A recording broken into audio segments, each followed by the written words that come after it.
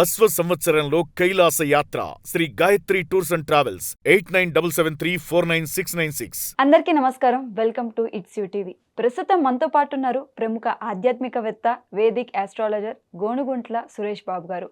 వారితో మాట్లాడి 2026 శ్రీ పరాభవ నామ సంవత్సరంలో ద్వాదశ రాశుల వారికి ఏ విధంగా ఉందో తెలుసుకుందాం. నమస్కారం గురువు గారు. త్రిపుర గారు నమస్కారం అండి. గురువు గారు, ఈ 2026 శ్రీ పరాభవ నామ సంవత్సరంలో వృషభ రాశికి ఏ విధంగా ఉంటుంది తెలియజేస్తారా గురువు గారు? ఓం గం గణపతియే నమః. స్వర్ణలక్ష్మి నమస్తే అస్తు పరబ్రహ్మ స్వరూపిణి రాజ్యం దేహి ధనం దేహి సర్వకామాంచ దేహి మే.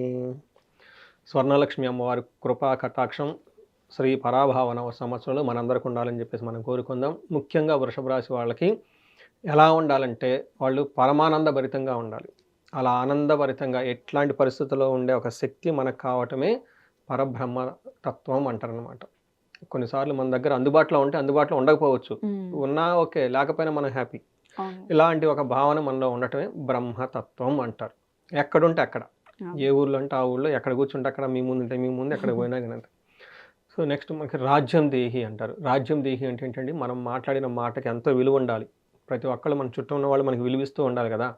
అలానే మనం ఏదనుకుంటే మనకి అందరూ చక్కగా రెస్పాండ్ అయిపోయేసి మనకి అనుగుణంగా ఉండాలి. నాకు ఆర్గనైజేషనల్ హెడ్స్ కానివ్వండి, జూనియర్ స్టాఫ్ కానివ్వండి, సి లెవెల్ పీపుల్ కానీ, నాకు ఎక్కువ మేనేజర్ లెవెల్ పొజిషన్స్లో నాయకత్వ లక్షణాలు, పొలిటీషియన్లు, సీనియర్ బ్యూరోక్రాట్స్ వస్తూ ఉంటారు.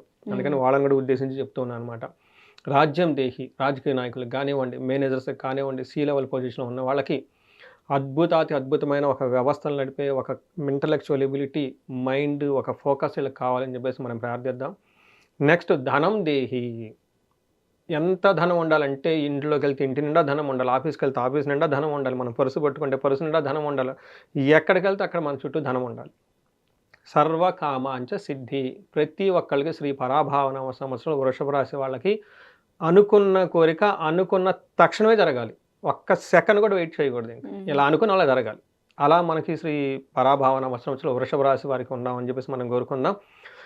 బాగా ఉన్న అద్భుతమైన రాశుల్లో ఏదైనా రాశి ఉందంటే అది వృషభ రాశి.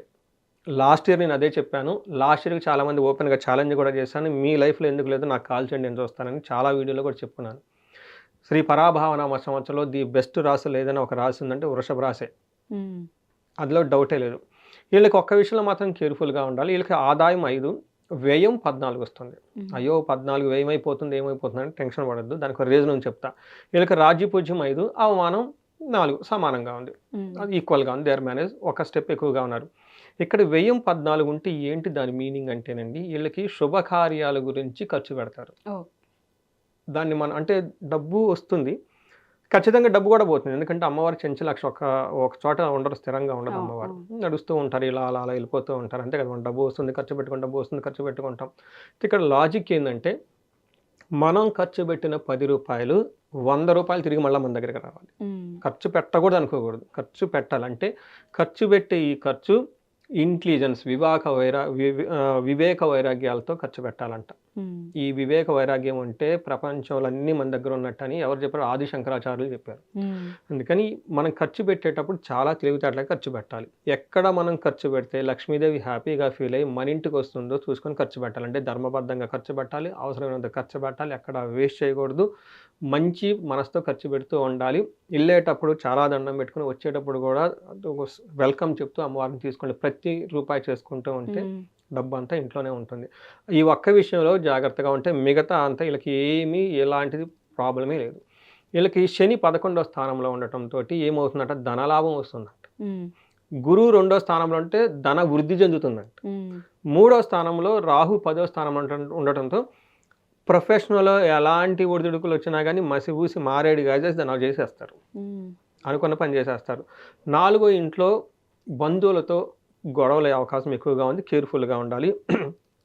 చాలా సింపుల్గా బాగుంది కదండి వీళ్ళకి, సింపుల్గా ఉంది. మనకి శని 11వ స్థానంలో ఉంటే ఏం చెప్తారంటే మహర్షులు, వీళ్ళకి ఆరోగ్యం అర్ధలావచ్చ, ఆరోగ్యం బాగుంటుంది, ధనం బాగుంటుంది, స్త్రీ సుఖ పుత్ర వర్ధనం.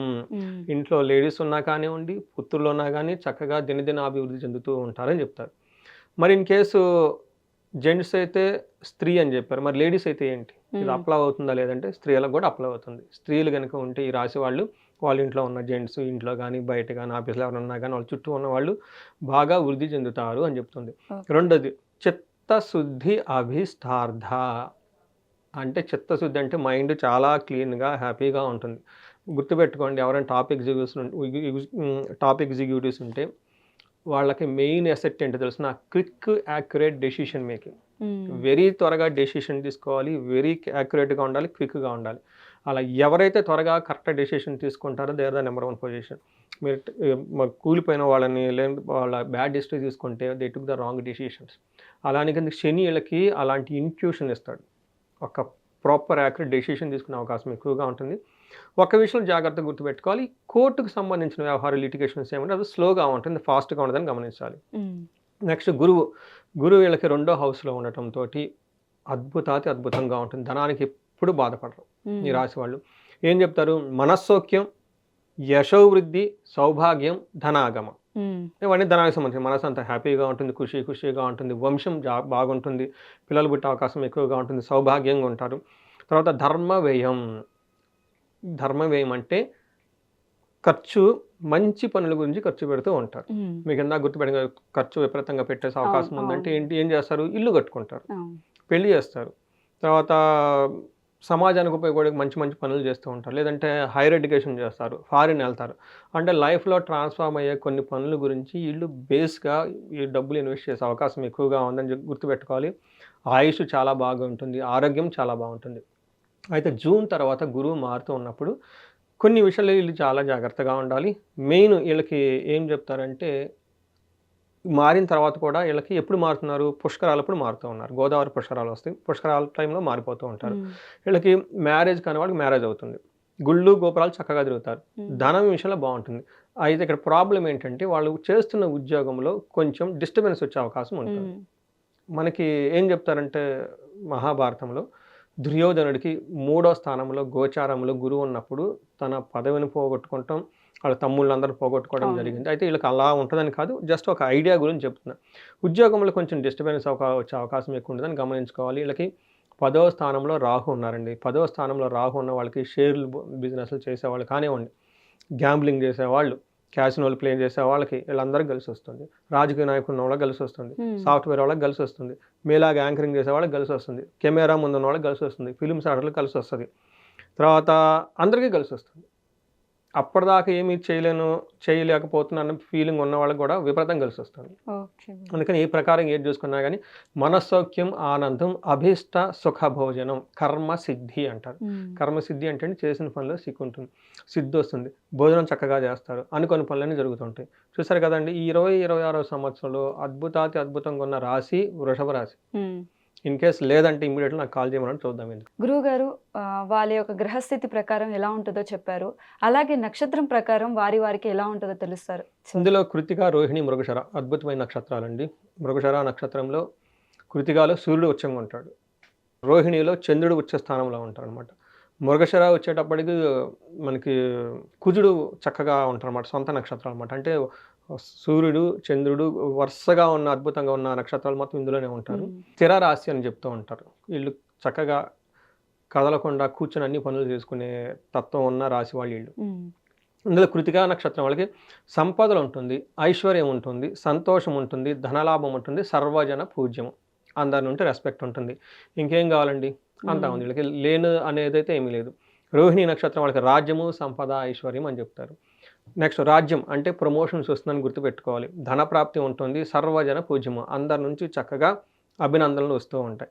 మృగశిర నక్షత్రం వాళ్ళకి అగైన్ రాజ్యము అంటే మంచి అథారిటీ పవర్ వస్తుంది, సంపదలు వస్తుంటుంది, సర్వజన పూజ్యము, అందరి నుంచి మంచి రెస్పెక్ట్ ఉంటుంది, బాగుంటుంది, పరవాసము అంటే ఫారిన్లో వెళ్ళాలనుకున్న వాళ్ళకి, ట్రాన్స్ఫర్ అవ్వాలనుకున్న వాళ్ళకి, దూరంగా ఉండే అవకాశం, ఇట్లాంటి వాళ్ళకైతే చాలా బాగుంటుంది.